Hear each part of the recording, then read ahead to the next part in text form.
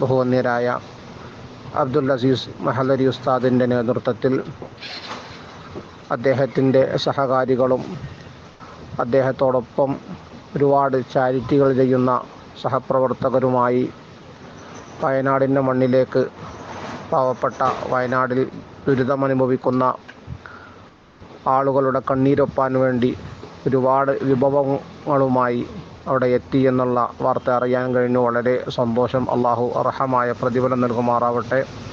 അദ്ദേഹത്തിനും അതുപോലെ തന്നെ അദ്ദേഹത്തോടൊപ്പം നിൽക്കുന്ന സഹകാരികൾക്കും എല്ലാവിധ ഐശ്വര്യങ്ങളും അള്ളാഹു നൽകുമാറാവട്ടെ. അവരുടെ കുടുംബത്തിലും അവരുടെ ബിസിനസ്സിലും അവരുടെ ജോലിയിലുമൊക്കെ അള്ളാഹു ബറക്കത്തും റഹ്മത്തും ദായിമാക്കി നൽകുമാറാവട്ടെ.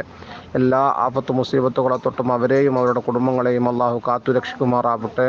എല്ലാ കാര്യങ്ങളിലും അവർ മുന്നിൽ നിൽക്കുകയാണ്. എല്ലാ ചാരിറ്റി പ്രവർത്തനങ്ങളിലും അള്ളാഹു അവർക്കൊക്കെ ദീർഘായുസ്സ് നൽകി, ആഫിയത്ത് നൽകി, ഒരുപാട് അനുഗ്രഹങ്ങൾ നൽകി, എല്ലാ കാര്യങ്ങളിലും ഇനിയും ഒരുപാട് കാലം മുന്നിൽ നിൽക്കാനുള്ള തൗഫീഖ് നൽകുമാറാവട്ടെ. ആമീൻ. അസ്സലാമു അലൈക്കും വറഹ്മത്തുള്ളാഹി വബറകാതുഹു.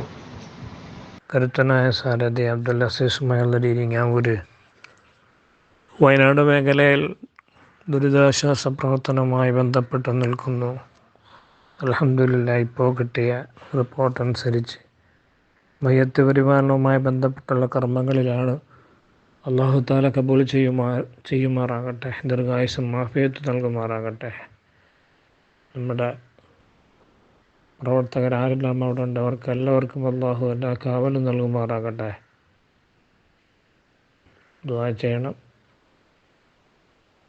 അവിടെ മരണപ്പെട്ടു പോയ എല്ലാവർക്കും അല്ലാഹു മഗ്ഫിറത്തും റഹ്മത്തും നൽകട്ടെ. അല്ലാഹു എല്ലാവർക്കും സമാധാനം നൽകുമാറാകട്ടെ. ഈ മുസീബത്തിൽ നിന്നും അല്ലാഹു നമ്മളെയും അവരെയും സലാമത്താക്കുമാറാകട്ടെ. ആമീൻ. ബിജാഹി സയ്യിദുൽ മുർസലീൻ.